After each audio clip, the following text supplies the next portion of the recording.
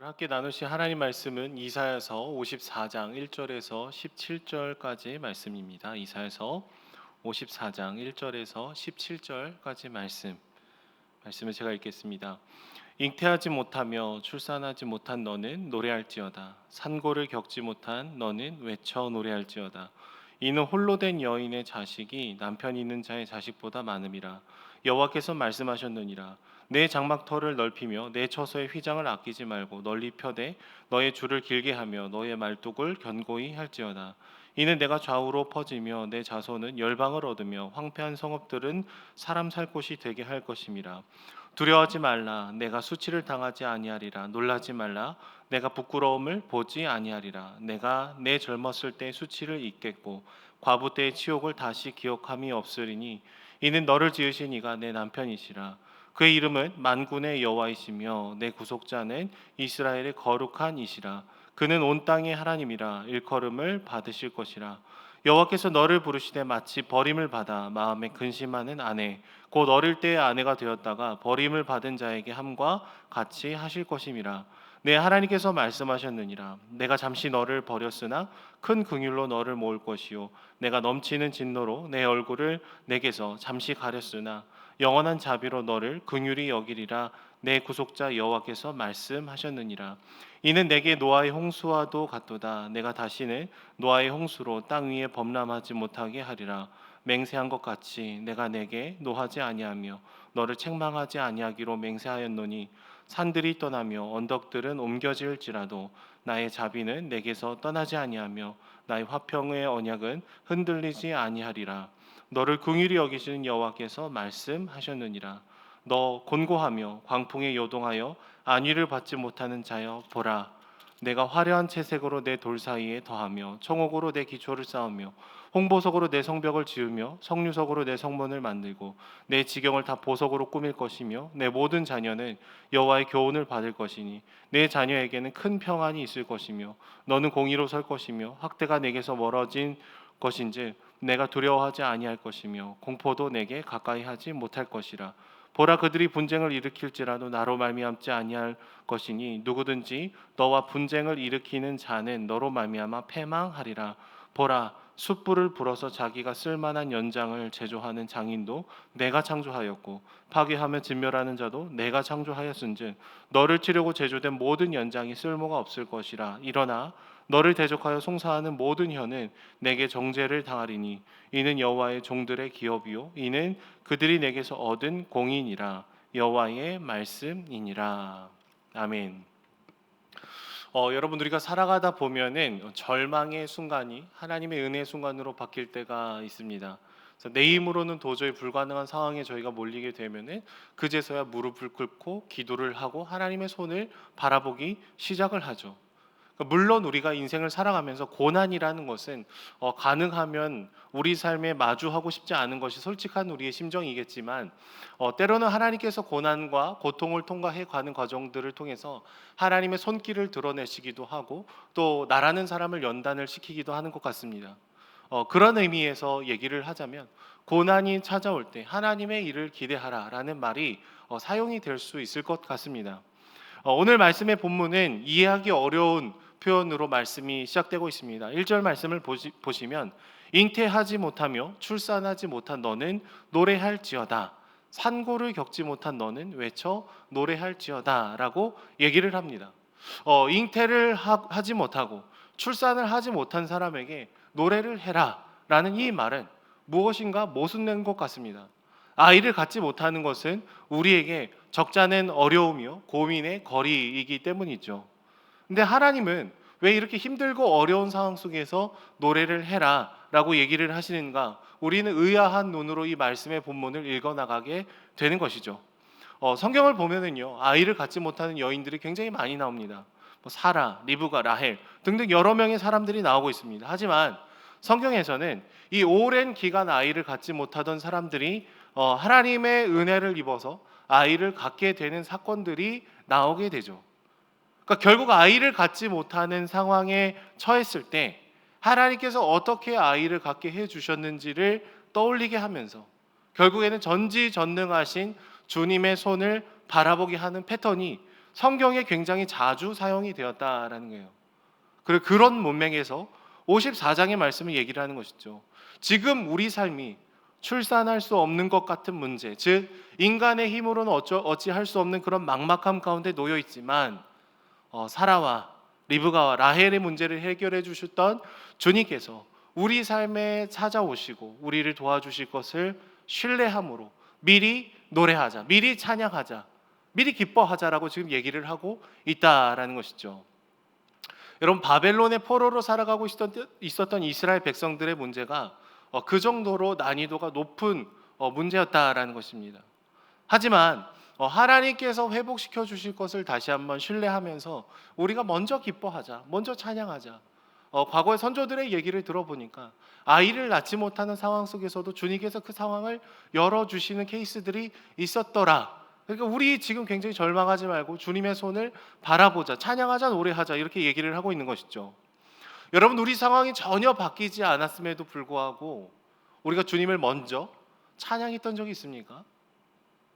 여전히 사방이 막혀 있는 것 같은 그런 순간 속에 하나님, 그러나 내가 당신을 믿습니다. 내가 당신의 손길을 바라봅니다. 하나님께서 행하실 놀라운 일들을 내가 믿음의 눈으로 바라봅니다. 그러면서 주님을 예배한 적이 있습니까? 오늘 말씀은 상황은 여전히 힘들고 어렵지만 한 발자국 더 내딛어서 주님을 찬양해라, 주님을 기뻐해라, 주님을 노래해라 라고 지금 얘기를 하고 있다는 것이죠.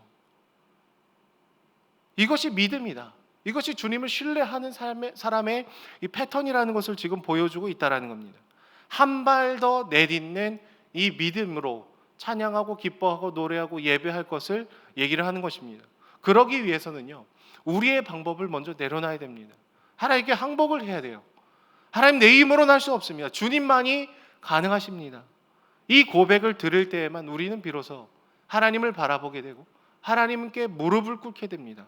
그동안 내 힘, 내 방법, 내 노력, 내 열심으로 진행했던 많은 시도들을 잠시 내려놓고 주님의 손길만을 바라볼 때 우리는 살아나게 되는 것이죠.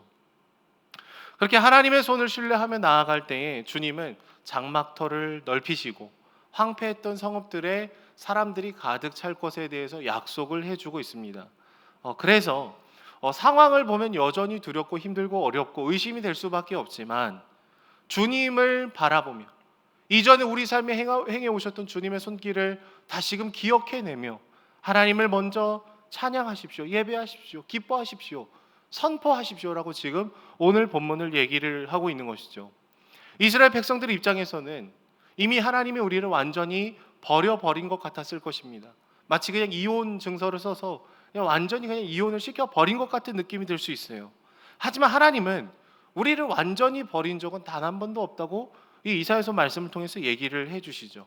오늘 말씀을 보시면은 두 가지 표현이 대조가 됩니다. 아주 잠깐이라는 표현과 영원하다라는 그 표현을 굉장히 가까이 두면서 대조를 하고 있어요. 내가 너희를 버린 것은 잠깐이다. 너희 죄를 깨닫게 하기 위해서, 더 온전하게 하기 위해서. 그거 버린 것은 잠깐이다. 그러나 너희에게 베푸는 이 긍휼함은 영원함이다. 영원함. 그렇게 얘기를 하고 있어요. 왜 그렇습니까? 우리에게 형벌을 잠깐 주시고 영원한 긍휼하심으로 지키시고 보호하시겠다고 약속해 주시는 그 이유는 우리가 돌이켜서가 아니라 하나님께서 우리를 사랑하시기 때문이죠. 늘 죄를 짓고 늘 우상을 숭배하고 늘 하나님 없는 안정감을 능력이라 말하면서 추구하기를 기뻐하는 우리들이지만 주님은 그럼에도 불구하고 우리를 죽기까지 사랑하신다라고 지금 얘기를 하고 있다는 거예요. 그래서 내가 너희를 버린 것은 아주 잠깐이지만 영원한 자비로 너희를 긍휼히 여기겠다.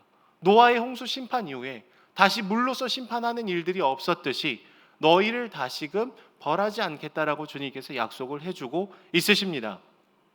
그리고 주님께서는 이 회복된 새 예루살렘에 대한 화려한 이미지를 그려주고 계세요. 홍보석으로 성벽을 짓고 석류석으로 성문을 만들고 내 지경을 다 보석으로 꾸미며 모든 자녀들이 여호와의 교훈을 받게 될 것이다. 그리고 거기에는 공의로움이 서게 될 것이다라고 얘기를 하시죠. 이스라엘 백성들을 치려는 모든 시도들을 쓸모없는 것으로 만들어 주실 것이고요. 또 주님의 임재가 가득할 것이라는 것을 얘기를 해주고 있습니다. 그러니까 아름다운 그림을 그려주시면서 힘들고 어렵지만 이것을 믿고 따르고 신뢰하며 걸어가자라고 지금 얘기를 하고 있는 것이죠. 하지만 여러분, 우리가 기억해야 되는 것은 하나님께서 우리에게 이런 은혜를 베풀어 주시는 이유, 바벨론 포로로 살아가고 있었던 이스라엘 백성들에게 다시금 찾아와서 이 영원한 긍휼함을 선포하시는 그 이유는 하나님의 넘치는 사랑과 은혜 때문인 것이죠. 여전히 우리의 모습을 보면 회복을 할 만한 근거가 전혀 없을 가능성이 높습니다. 그러나 우리가 아직 죄인 되었을 때, 우리가 아직 연약할 때, 우리가 원수 되었을 때 주님께서 당신의 사랑을 지금 보여주고 계신 것이죠. 마치 호세아가 계속해서 집을 나가는 아내를 찾고 또 찾아내듯이 주님은 우리를 향해서 계속해서 용서해 주시며 찾아와 주시며 영원한 기쁨을 제시해 주고 있다라는 것입니다. 주 안에 사랑하는 여러분, 어둠과 힘듦과 어려움이 여전히 우리 삶에 있지만 찬양합시다. 주님이 우리를 붙드실 것입니다. 노래합시다. 주님이 우리를 회복시킬 것입니다. 힘들고 어려울수록 그리스도를 주로 인정하는 사람들이 함께 기도하고 주님의 손길을 바라보고 아직 오지 않은 그 회복을 믿음의 눈으로 먼저 선포하며 나아갈 때, 오늘 지금 이곳에 여전히 상황은 그대로 어려울 수도 있지만 하나님이 주시는 평안이, 하늘의 위로가 우리 가운데 가득 찰 줄로 믿습니다. 우리를 빛으로 삼으시며 우리를 통해서 만물을 회복하기를 원하시는 주님의 놀라운 은혜가 먼저 우리에게 부어질 때, 우리의 깨어져 있던 삶이 회복이 되어지고 뒤틀어져 있던 관계들의 소망이 품어지게 되고 다시금 하나님의 놀라운 은혜가 우리를 지탱하고 놀랍게 회복시켜 주실 줄로 믿습니다. 온라인으로 드리는 이 새벽 기도를 통해서도 각 가정 가운데 주님의 놀라운 회복이 먼저 선포되며 먼저 찬양하고 먼저 노래하며 걸어가는 저희들이 되기를 소망합니다. 기도하겠습니다. 사랑의 주님, 여전히 우리 삶은 칠흑과 같은 어두움뿐이지만 한 발자국 더 내딛는 믿음으로 주님을 찬양합니다. 주님을 노래합니다. 주님을 경외합니다. 하나님의 손길이 우리 삶을 붙들어 주시고 절망 가운데 길을 내어 주시며 구원의 소망이 되어 주시는 주님이 우리 삶을 지키시고 보호하실 것을 바라보니 하나님 역사하여 주시옵소서. 코로나로 인해서 많은 지체들이, 이웃들이 아파하고 신음하고 고통하고 있습니다. 하나님, 여전히 힘들고 어려운 순간이지만 한 줄기 빛을 내려 주셔서 이 땅을 긍휼히 여겨 주시고 놀라운 회복이 일어날 수 있도록 주님 축복하여 주시옵소서. 감사드리며 예수님의 이름으로 기도드립니다. 아멘.